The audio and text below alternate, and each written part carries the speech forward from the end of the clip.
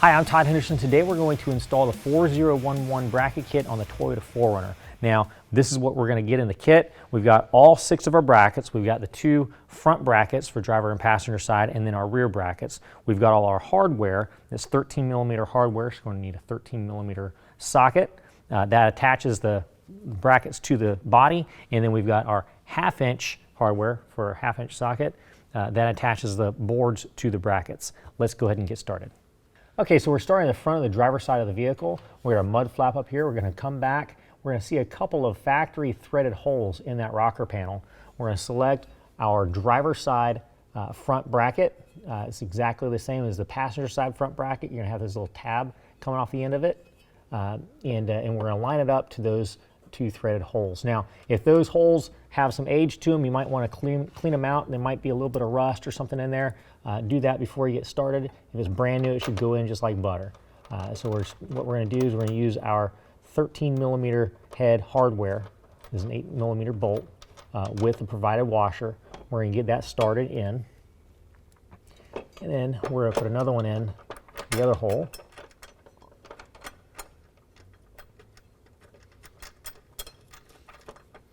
And I like to take the socket and just kind of get it not quite snug, but just set in place for right now. All right, now we're going to come back to our next set of threaded holes. Now these holes are much closer together. We're going to grab one of our rear brackets. Now all the rear brackets are exactly the same, so you have 4 of them that look exactly identical. And we're going to take these 2 holes that are close together, and we're going to line them up. And again, loosely install these, just not quite to where they're snug.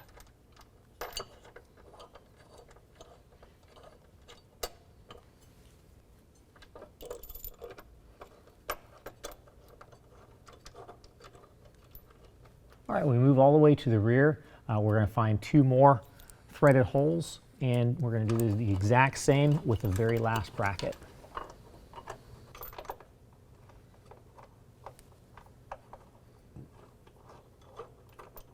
All right, now in your kit, you're also going to get some standard hardware that attaches the running board to the brackets.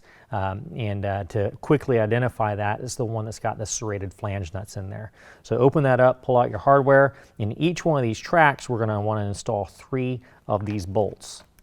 Just going to drop the head of the bolt into the track and slide it in.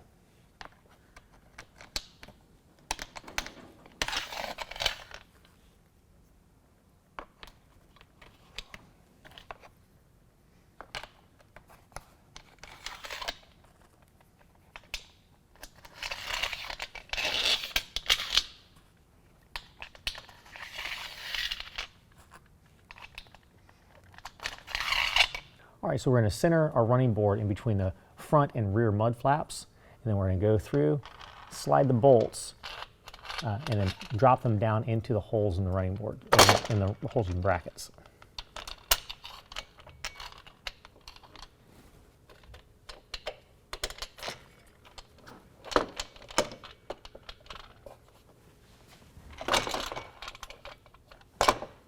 Next, on each one of these bolts, we're going to take a supplied flat washer along with a serrated flange nut, and I'm just going to put those on there not quite snug.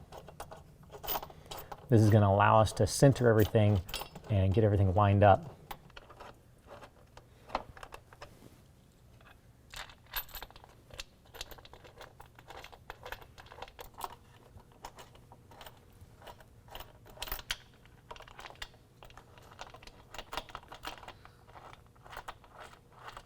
Now we've got the brackets attached loosely to the running board, we can make final adjustments to the board, slide it forward or backwards, get it centered however we want to do it, and then we're going to tighten the boards to the brackets, and then tighten the brackets to the body of the vehicle.